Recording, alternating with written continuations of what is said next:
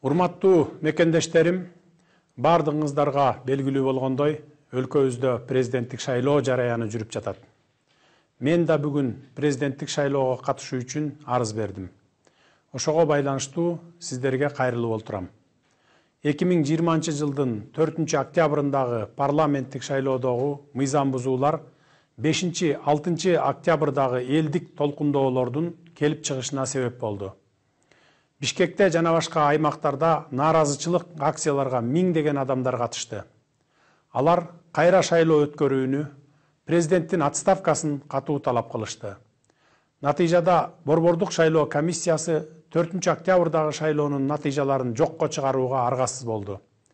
Элдин талабы боюнча мурдагы өкмөт отставкага кетти жана өлкө конституциясында белгиленген тартипте жаңы өкмөт түзүлдү. Президент Сооронбай Жээнбеков өз ыктыяры менен кызматтан чегинди. Бул 21-кылымдын башындагы Кыргызстанда болгон ири бурулуш окуялардын бири экендигинде шек жок. Бул жеңиш жалпы Кыргызстандын элинин жеңиши болду.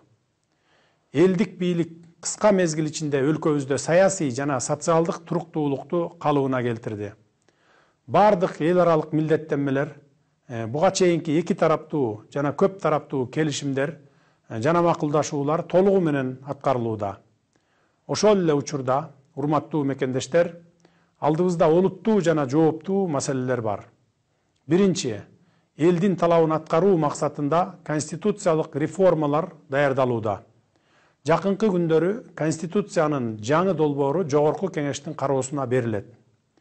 Баш мыйзамга өзгөртүүлөр боюнча ар бир жарандын сунушу эске алынат. Жаңы конституциянын долбоору эл тарабынан колдоого ээ болсо, өлкөдө башкаруунун жаңы системасы түзүлөт. Экинчи, келерки парламенттик шайлоолорду конституциялык реформалар аяктагандан кийин 2021 жылдын жаз айларында өткөрүү болжолдонууда. Бул маселе боюнча Жогорку кеңеш тийиштүү мыйзам кабыл алып, мен ага кол койгом. Үчүнчү, Борбордук шайлоо комиссиясы мөөнөтүнөн мурдагы президенттик шайлоону 2021 жылдын 10 январына белгиледи. Урматтуу мекендештерим, ушуга байланыштуу мен өлкө президентинин ыйгарым укуктарын мыйзам чегинде тапшырып берип, премьер-министр катары ыйгарым укуктарымды токтотуп, президенттик шайлоого катардагы жаран катары катышайын деп чечтим. Мындан ары президенттин милдетин баш мыйзамга ылайык Жогорку кеңештин төрагасы аткарат. Учурдан пайдаланып, менин талапкерлигимди колдогон бардык саясий күчтөргө, коомдук ишмерлерге, жарандык коомго, медиа тармагына, илимий жана чыгармачыл чөйрөнүн өкүлдөрүнө рахмат айтам.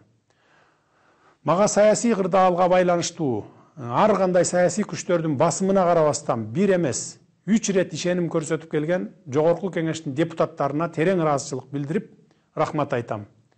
Мындан тышкары, чогуу иштешкен бардык бийлик бутактарынын, мамлекеттик жана жергиликтүү өз алдынча башкаруу органдарынын жетекчилерине терең ыраазычылык билдирем. Президенттик жарышка аттанган болочоктогу атаандаштарымдын ар бирин урматтайм жана аларга ийгилик каалайм.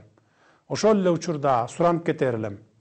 Шайлоодо өлкөбүздүн түндүк түштүккө, элибиздин урууруга жана тууган туушканга бөлүнүшүнө жол бербейли. Ар бирибиз үчүн элибиздин тынчтыгы, коомубуздун ынтымагы жеке мансаптан бийик болуш керек.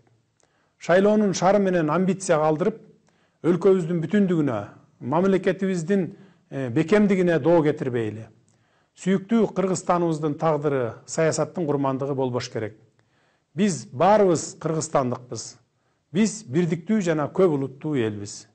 Биздин саясий көз караштарыбыз ар башка, бирок көздөгөн түпкү максатыбыз бирөө гана. Ал сүйүктүү мекенибиз Кыргызстандын жаркын келечеги. Бардык мекендештериме бекем ден соолук, узун өмүр, бакубат турмуш каалайм. Жергебизде тынчтык, эл ичинде биримдик, ынтымак, ырашкерлик болсун. Өлкөбүз гүлдөп өнүксүн. Биздин ураан бирдиктүү эл, өнүккөн өлкө. Көңүл бурганыңыздар үчүн ыраазычылык билдирем.